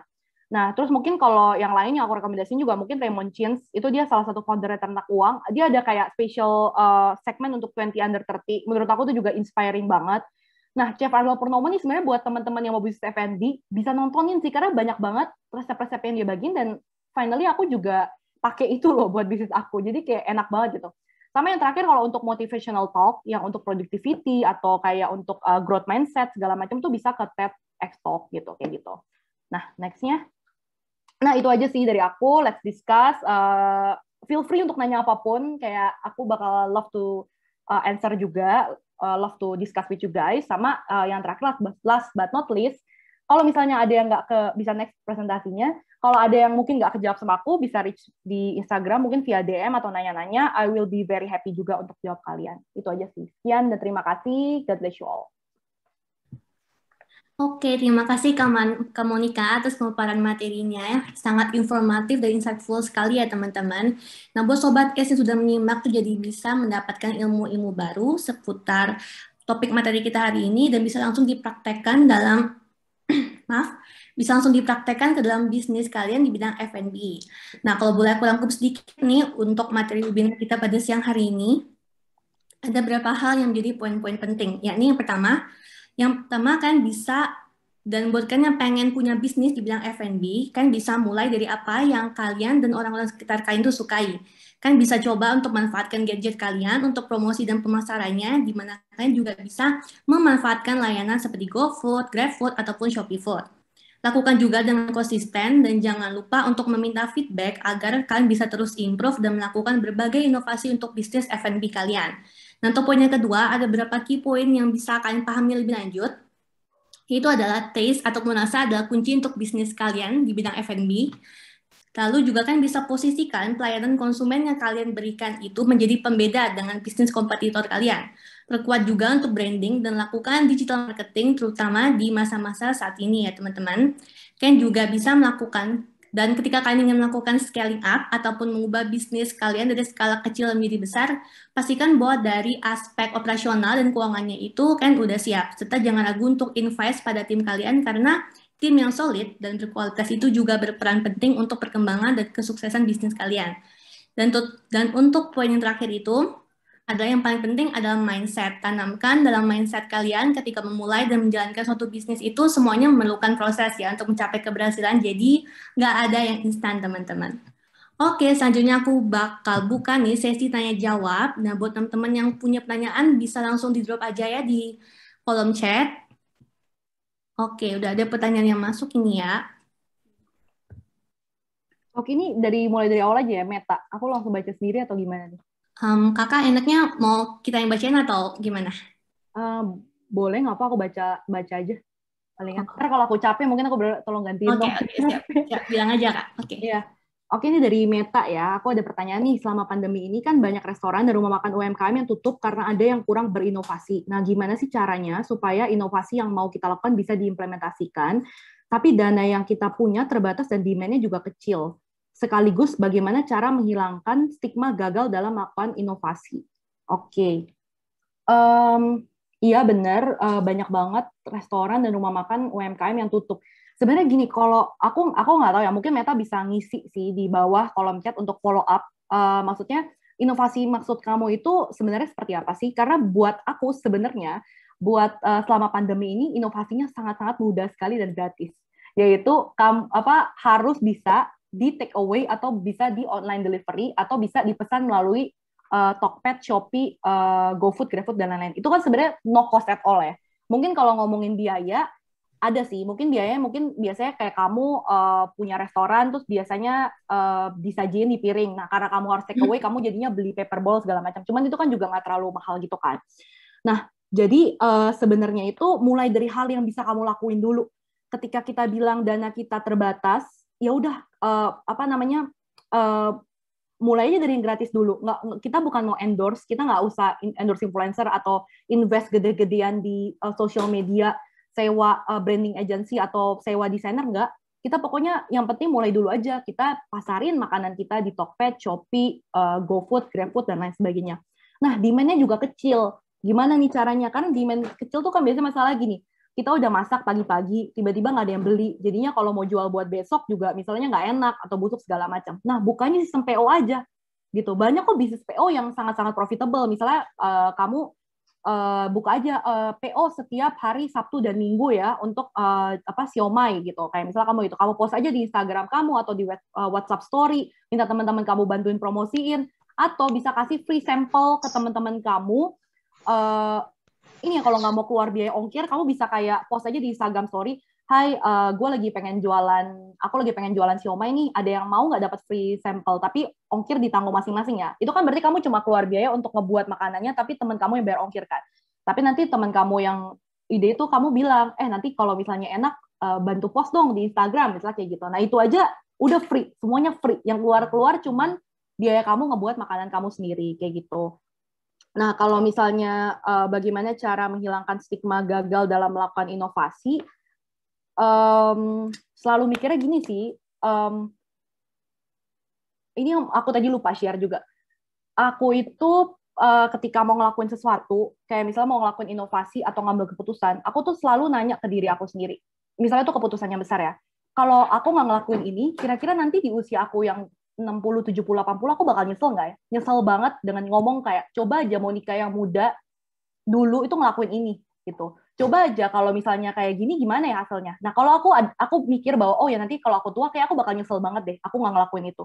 Aku pasti bakal ngelakuin. Meskipun nanti in the end itu gagal, itu jauh lebih penting. Karena kalau gagal, aku ngomong, oh ya udah nggak apa, jadi pembelajaran deh buat aku next time. Dibandingin kalau misalnya aku nggak ngelakuin itu, yang ada aku penasaran dan ujung-ujungnya jadi nyesel gitu loh. Oh kenapa sih dulu aku nggak nyoba kayak gitu. Nah jadi sebenarnya untuk menghilangkan stigma gagal dalam melakukan inovasi, mikir aja. Kalaupun gagal ya udah.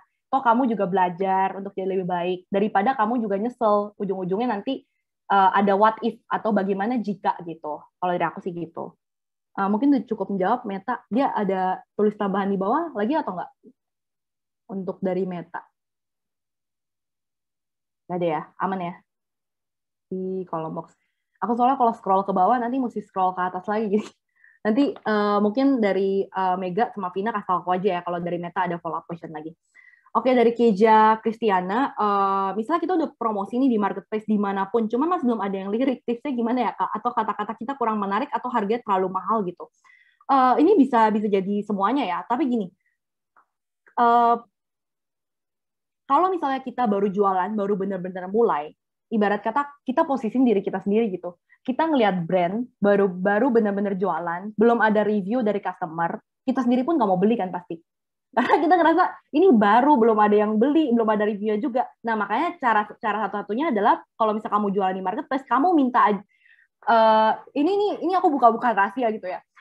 Kamu ini aja dulu minta teman kamu fictive buying. Jadi kayak mereka suruh beli, terus nanti kamu transfer uangnya ke mereka. Yang penting mereka udah kasih review, terus ya udah nanti kamu kirim ke mereka cuma ya bentuknya kayak kertas aja, ngerti nggak sih? Jadi kayak yang penting tuh udah ada review dulu di e-commerce marketplace kamu kayak gitu. Nah itu yang pertama kalau strategi di marketplace ya, karena review tuh sangat penting. Jadi ketika orang lihat oh udah ada bintang 5 nih trusted gitu, yang review 3 orang misalnya, terus ada fotonya, ada kayak komen-komennya juga panjang. Nah itu kamu bisa pakai kayak gitu. Nah, terus berikutnya marketing awal-awal tuh gimana ya? Kamu bisa promosi di Instagram kamu sendiri dan minta teman-teman kamu untuk promosi gitu. Dan yang paling penting ya, ini yang paling sering salah dibuat orang, jangan maksa. Jadi kita nggak boleh banget kayak nawarin, guys beli dong ini gue. Nah, karena orang pada dasarnya tuh nggak suka dijualin. Jadi mendingan kamu minta tolong aja, mereka ngepost di IG story, kamu pun ngepost, nanti eventually mereka bakal datang beli kok. Kalau emang dari foto kamu pun menarik. Kalau dari fotonya kita nggak menarik, maka jangan salahkan ketika orang nggak mau beli. Nah, itu juga jadi bahan masukan buat kita. Dan untuk di awal, kalau terlalu mahal atau enggak, itu sebenarnya tentatif sih kalau menurut aku untuk mahal atau enggak. Ya kamu lihat aja dulu kalau kamu kasih harga segitu masih ada yang mau beli nggak. Kalau masih ada ya terus aja. Dan biasanya aku tuh selalu punya gitu sih, kayak misal 10 teman aku yang aku kirimin free sample dan aku tanya kalau segini oke nggak ya gitu, kayak dan mereka kasih feedback. Dan pastiin teman-teman kamu ini juga mulutnya tuh kritis sih atau jahat bahkan. Jadi kayak mereka tuh nggak sungkan tuh kasih tahu kamu kalau nggak enak atau misalnya kayak harganya kemahalan. Nah itu kalau menurut aku sih kayak gitu.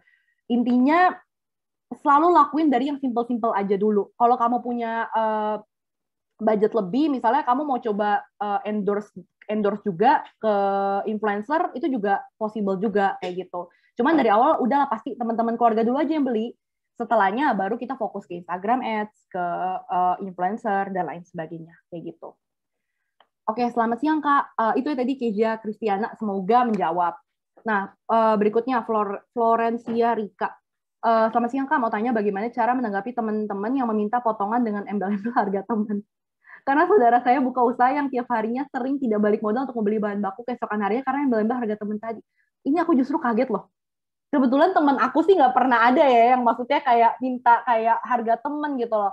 Kalau menurut aku ini sih salah satu apa ya, karakter yang dimiliki orang yang bisa sukses itu adalah ketika dia berani untuk say no sih.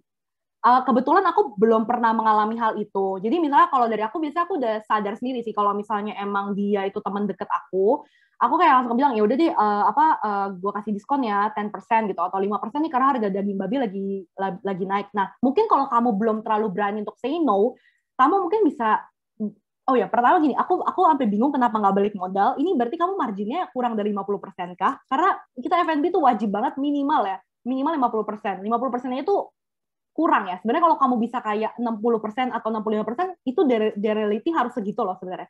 Karena kita dipotong banyak banget sama GrabFood sama GoFood. Jadi pertama mungkin kamu dari cost structure kamu dulu, kamu lihat apakah udah diskon 50%, karena menurut aku nggak mungkin dong teman kita minta diskon 50%, itu rada jahat sih. Nah, itu yang pertama. Nah, terus kalau misalnya kamu udah benerin itu, yang kedua, misalnya ternyata teman kamu terus-terus minta diskon, kamu ya mungkin bisa bilang juga sih, ya udah deh harga teman aku kasih potongan 10.000 atau free ongkir, jadi kamu aja yang state diskonnya gitu loh. Terus kamu juga kasih diskon yang menurut kamu nih masih masuk di perhitungan kamu. Jangan sampai kita jualan tapi ujungnya rugi. Itu lama-lama yang ngebuat capek diri sendiri juga sih kalau menurut aku kayak gitu. Hopefully menjawab ya Florencia Rika. Pokoknya intinya di cost structure kamu lihat harga bahan baku kamu minimal tuh maksimal 50%. Dan yang kedua, ini buat semua orang harus berani bilang enggak. Ya, kayak gitu. Sama nih Erin Corin, halo Kak, permisi mau tanya, menurut Kakak sebenarnya lebih efektif IG Ads atau influencer? Kalau misalnya si influencer tidak menghasilkan feedback yang baik, tips Kakak gimana ya? Nah, ini sebenarnya tergantung dari bisnis model kamu. Aku share dua biar kalian lebih ngerti. Aku kan ngejual makanannya tuh lebih ke nasi. Berarti orang consume everyday kan. Orang bisa jadi belinya tuh nggak occasional gitu. Kayak orang bisa beli pas makan siang, makan malam tiap hari bisa. Ada teman aku yang ngejualnya brownies gitu. Mungkin kalian tahu juga namanya Fudgy Bro. Itu teman aku juga yang punya. Dia itu kan ngejualnya brownies dan orang tuh kalau ngebeli brownies tuh nggak harus kayak nyampe saat itu juga, bisa kayak buat apa ya, kayak besok atau misalnya kayak pas dia lagi pengen makan brownies. Nah, ini beda banget loh sama aku. Jadi dia itu Instagram Ads sangat-sangat berpengaruh banget karena orang kalau ngebeli brownies itu shopping behavior-nya adalah orang beli lewat Tokopedia atau Shopee, bener kan? Jadi cocok dong kalau Instagram Ads ke link ke situ cocok dong.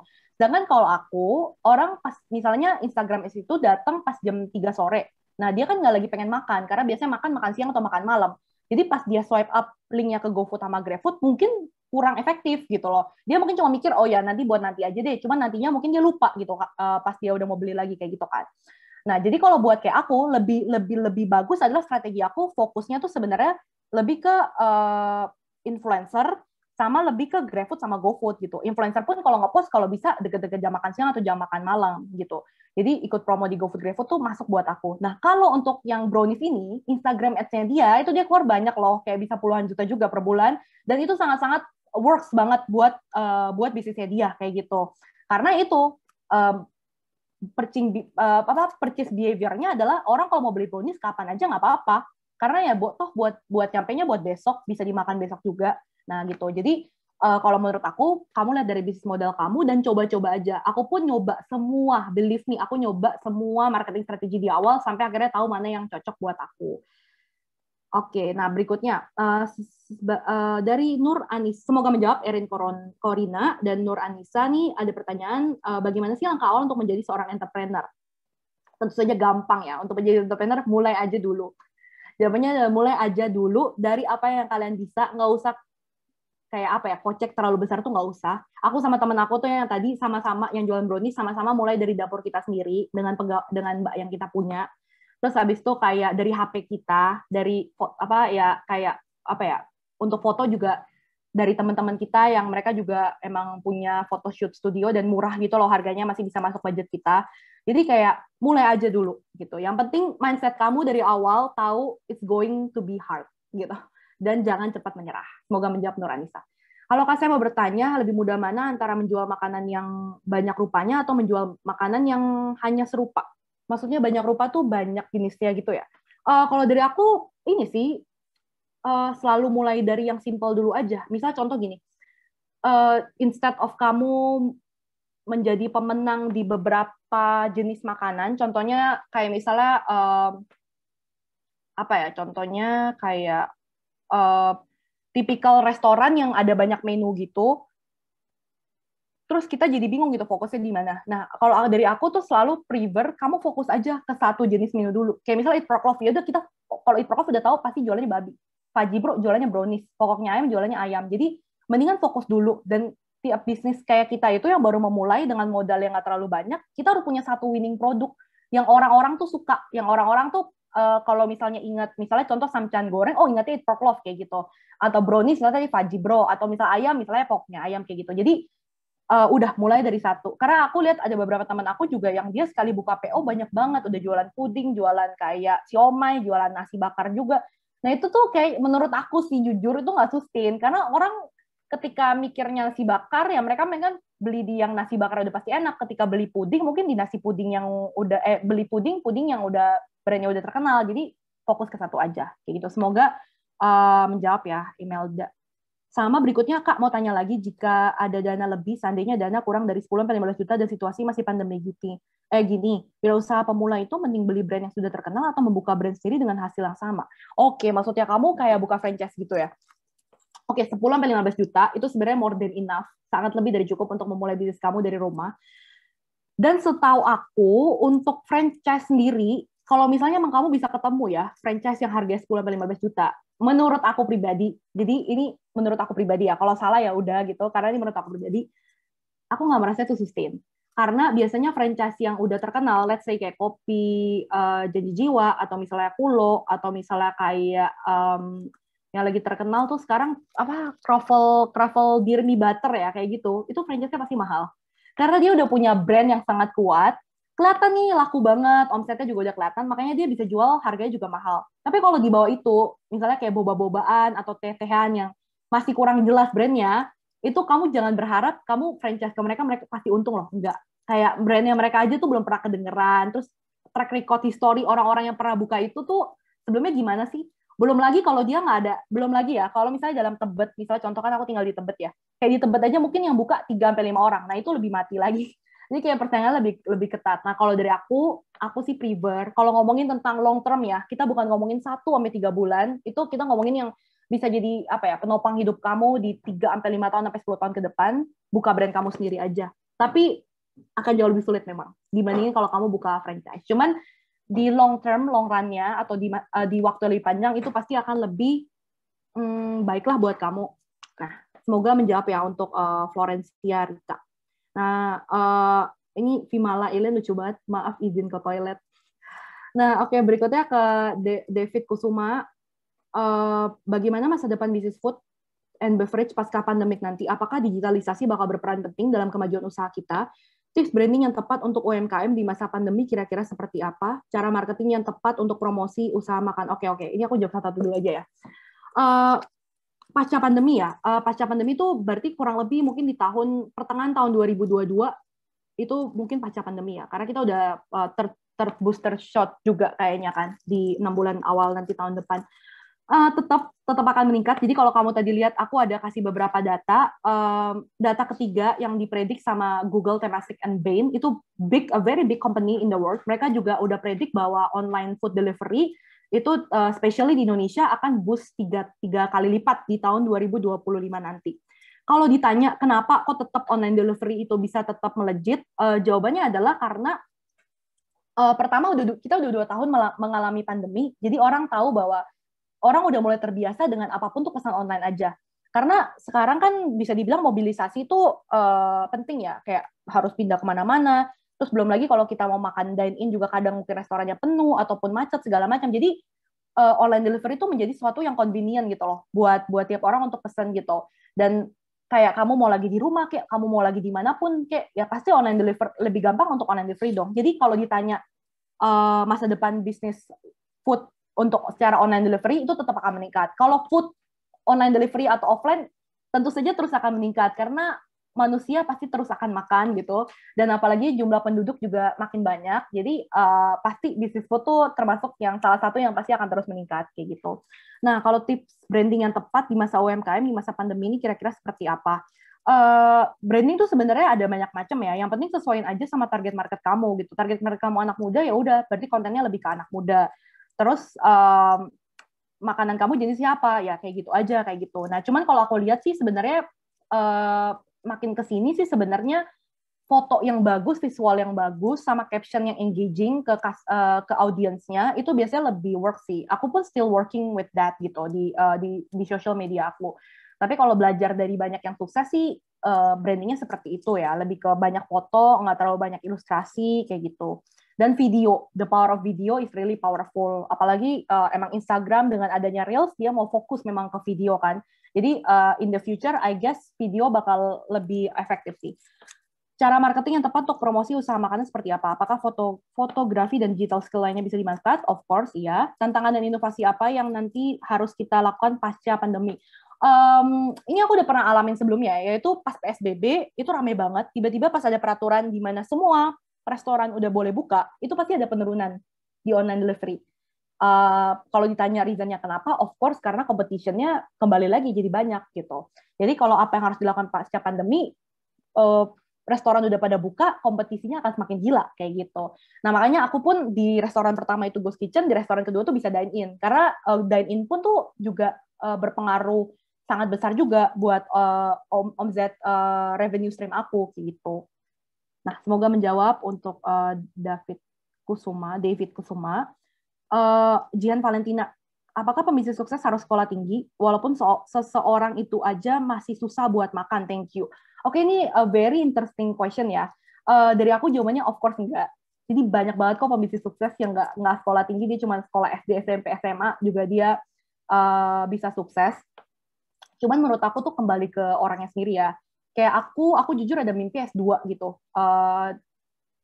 Orang banyak yang tanya, emang butuh ya Mon kayak buat bisnis lu harus S2 gitu keluar negeri. Jawabannya enggak sih, sebenarnya buat sukses banyak kok yang nggak S2 atau S1 sukses, cuman itu kebahagiaan diri aku sendiri aja gitu, self-fulfillment aku aja untuk sekolah gitu. Makanya kalau misalnya ditanya butuh atau enggak untuk sekolah tinggi, itu jawabannya enggak gitu. Nah, cuman itu kembali ke diri kamu sendiri aja. Kalau kamu emang merasa bahwa apa ya, kemampuan yang kamu miliki juga sekarang udah cukup, dan kalau misalnya kamu juga merasa mau belajar, kamu juga nggak harus belajar di pendidikan formal kok, kamu bisa belajar dari YouTube dan lain sebagainya, ya feel free aja untuk memulai bisnis kamu. Selama kamu tuh udah harus benar-benar tahu ya, kayak oh ya aku tuh mau bisnis ini, makanannya juga ini. Terus aku udah coba kasih ke teman-teman aku, ternyata banyak yang suka loh, ternyata ini kayak bisa laku. Nah itu nggak apa-apa. Cuman kalau kamunya juga masih bingung mau ke arah mana, sebenarnya sekolah itu membantu kita untuk sebenarnya secara nggak langsung menentukan kita tuh mau arahnya kemana sih. Karena di sekolah nanti kita akan banyak ketemu hal baru, banyak ketemu teman baru yang mungkin jadi bisnis partner kita. Jadi kayak sebenarnya itu semuanya balik ke kamu sendiri sih. Cuman intinya banyak kok pembisnis sukses yang nggak sekolah tinggi, tapi dia juga sukses. Tapi banyak juga yang sekolah tinggi dan dia sukses. Semuanya tuh sebenarnya kembali ke kamu aja, ke pribadi kamu. Apakah kamu mau bekerja sebegitu kerasnya, dan apakah kamu tipikal orang yang nggak mudah menyerah. Kayak gitu sih. Semoga menjawab Jihan Valentina. Nah, terus habis itu Mursyid Datunisa.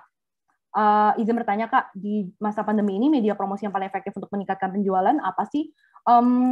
Sebenarnya makanya aku bilang again beda ya, beda-beda banget untuk ya produk. Kalau misalnya kamu sistemnya mungkin bisnis rumahan, bisnis PO, atau semacam kayak kue-kue gitu, ya pastinya mungkin kayak dari Instagram kamu pribadi, atau misal kamu punya budget lebih untuk influencer, itu paling efektif ya. Cuman kalau misalnya kayak aku yang emang kayak tiap hari kan ada penjualan terus, maksudnya dari GrabFood atau GoFood, itu sistemnya untuk orang beli makan daily gitu, mungkin promo di GrabFood sama GoFood sama ShopeeFood itu yang paling efektif ya. Karena kalau di GrabFood sama GoFood sama ShopeeFood gitu, kuncinya adalah ketika orang buka, kamu harus ada di banner atas. Itu yang trikinya. Untuk jadi di banner atas tuh beda-beda di tiap platform. Kayak GrabFood, kamu harus ikut promo. Penjualan harus tinggi, baru kamu di paling atas. Kalau GoFood, rating kamu bagus, kamu deket sama si customer-nya, ini GoFood lebih fair sih menurut aku. Jadi lebih ngebuat semua brand itu, walaupun kamu kecil atau gede, punya kesempatan yang sama, selama kamu deket sama customer.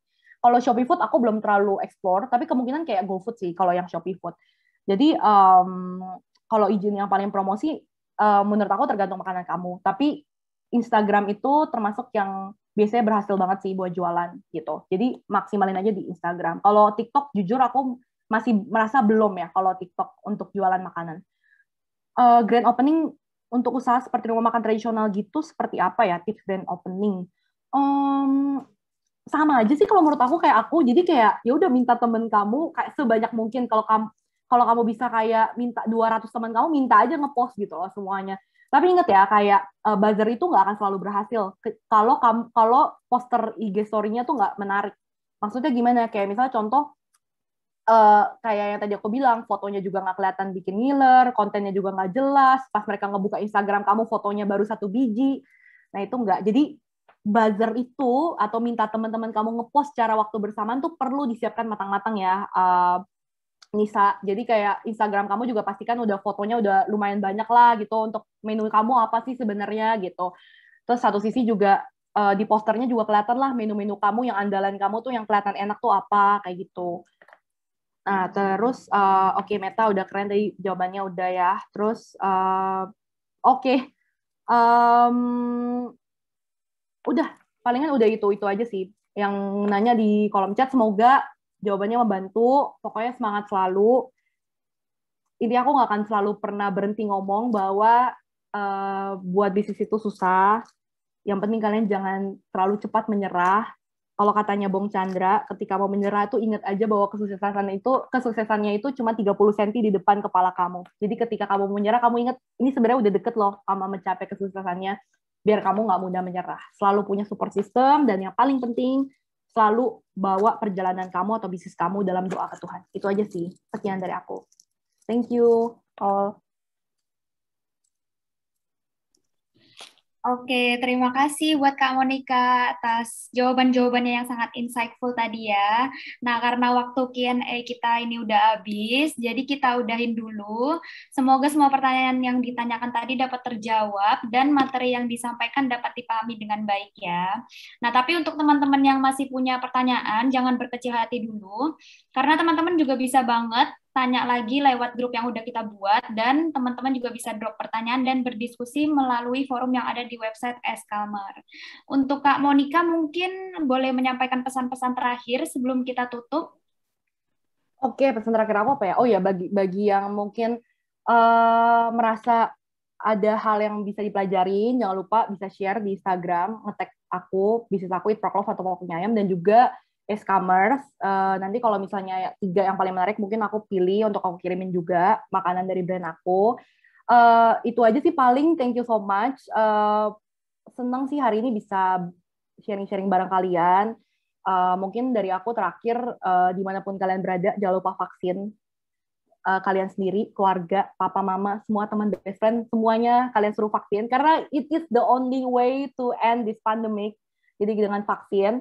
Dan juga pokoknya taati prokes selalu, tetap jaga kesehatan, dan apapun yang kalian kerjakan sekarang, mau lagi kuliah, mau lagi kerja, ataupun bisnis, aku doain semuanya sukses selalu, tetap positif, tetap semangat, pokoknya sukses selalu. Gitu aja sih dari aku.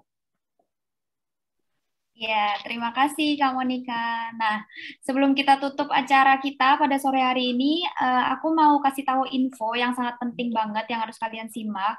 Seperti yang udah aku bilang sebelumnya, jadi teman-teman yang udah mengikuti webinar ini dari awal dan mengikuti syarat dan ketentuan yang sudah dikirimkan di kolom chat, kalian berhak untuk mendapatkan sertifikat. Nah, selain itu, Eskamer juga punya program baru yang bisa kalian ikuti, yakni program online course dan reseller S. Nah, program-program ini infonya akan dijelaskan oleh Mega, jadi untuk Mega boleh langsung jelasin aja. Oke, thank you Vina buat kesempatannya. Jadi sekarang aku bakal sampaikan beberapa informasi penting seputar online course dan juga program resellernya ACE. Yang pertama itu, kalian selain dapatin e-sertifikat attendance buat webinar hari ini, bisa juga dapatin e-sertifikat tambahan, yaitu e-sertifikat spesialis e-commerce dengan mengikuti program online course in e-commerce management with Asia Commerce. Jadi buat kalian yang pengen belajar tentang dunia e-commerce dan pengen praktek langsung nih, biar bisa cepat dapat profit, kan bisa banget ikutan kelas ini untuk upgrade skill kalian, terus juga kan bisa langsung praktek bisnis e-commerce-nya tanpa modal melalui program resellernya ACE yang akan aku infoin lebih lanjut setelah ini. Lalu di online course ini kan juga bisa belajar dan praktek langsung jadi reseller sekaligus belajar tentang e-commerce dan online selling. Dan pastinya secara gratis tanpa dipungut biaya apapun. Jadi jangan sampai kehilangan kesempatannya ini teman-teman. Kapan lagi kan kita bisa belajar tentang dan praktek langsung dengan para expert di bidangnya, dan yang paling penting itu secara gratis. Nah, buat kalian yang pengen ikutan dan tertarik buat cari-cari tahu informasinya lebih lanjut, kan bisa melakukan proses pendaftaran online-nya melalui aku di chat WA, ataupun bisa melalui Vina, ataupun bisa langsung disampaikan juga di grup webinar kita yang udah dibuat sebelumnya ya. Dan yang terakhir, aku bakal infoin juga tentang program resellernya ACE. Jadi buat kalian yang pengen banget nih punya bisnis tapi masih belum tahu mulainya gimana, tenang aja, kita punya solusinya di sini. Kalian bisa mulai dengan program resellernya ACE. Jadi program reseller ini tuh memberikan kalian peluang usaha dengan menjual berbagai jenis produk, mulai dari alat kesehatan yang mungkin lagi banyak dicari ya di saat pandemi saat ini. Terus juga ada makanan, home decor, alat elektronik, dan berbagai kategori lainnya. Kalian bisa banget jadi reseller di kita, dan peluang bisnis reseller ini tuh juga sangat menjanjikan teman-teman, karena kalian nggak perlu modal besar, tapi kan juga bisa dapetin margin keuntungan yang besar pula. Nah, buat teman-teman yang tertarik dan pengen jadi resellernya ACE, gampang banget caranya, cuma ada 4 step aja. Yang pertama kan bisa download aplikasi Asia Commerce di Play Store maupun App Store. Lalu yang kedua, buat akun di aplikasinya dan mengisi data-data yang akan ditanyakan. Yang ketiga, melakukan verifikasi melalui email yang akan dikirimkan oleh tim kami. Lalu yang keempat adalah, ini yang paling penting teman-teman, kalian harus upload foto KTP kalian di profil akun agar bisa diverifikasi nantinya. Dengan 4 angka tadi kan juga udah bisa langsung jadi resellernya ACE dan bisa bebas pilih produknya apapun yang kalian inginkan. Dan nantinya buat kalian yang tertarik juga dan pengen cari tahu lebih lanjut tentang program resellernya ACE, kalian bisa ikutan event resellernya ACE di hari Sabtu ini, tanggal 21 Agustus jam 2 siang sampai selesai. Nah, pendaftarannya bisa kalian lakukan di website scommerce.org, sama seperti prosesnya itu sama kayak kalian ngedaftar di webinar hari ini. Dan buat kalian yang punya pertanyaan seputar online course dan program resellernya, kalian bisa kontak aku atau Vina, atau bisa juga melalui grup webinar kita di WhatsApp. Nah, sekian. Kayaknya udah itu aja sih informasi dari aku. Mengingat waktu juga udah mau habis, aku kembalikan ke Vina ya. Thank you. Ya, terima kasih Mega. Nah, sayang sekali ya Sobat S, kita udah berada di penghujung acara hari ini. Terima kasih atas antusiasme dari para Sobat S yang udah hadir dalam webinar hari ini. Semoga semua pertanyaan yang ditanyakan tadi dapat terjawab dan materi yang disampaikan juga dapat dipahami dengan baik. Terima kasih juga untuk Kak Monica yang telah meluangkan waktunya untuk sharing materi dan ilmu-ilmu baru untuk kita semua hari ini. Jadi semoga bisa langsung dipraktekkan ya teman-teman ilmu barunya. Oke, selamat sore dan sampai berjumpa di event selanjutnya. Yeah. Stay safe and healthy, everyone. Bye.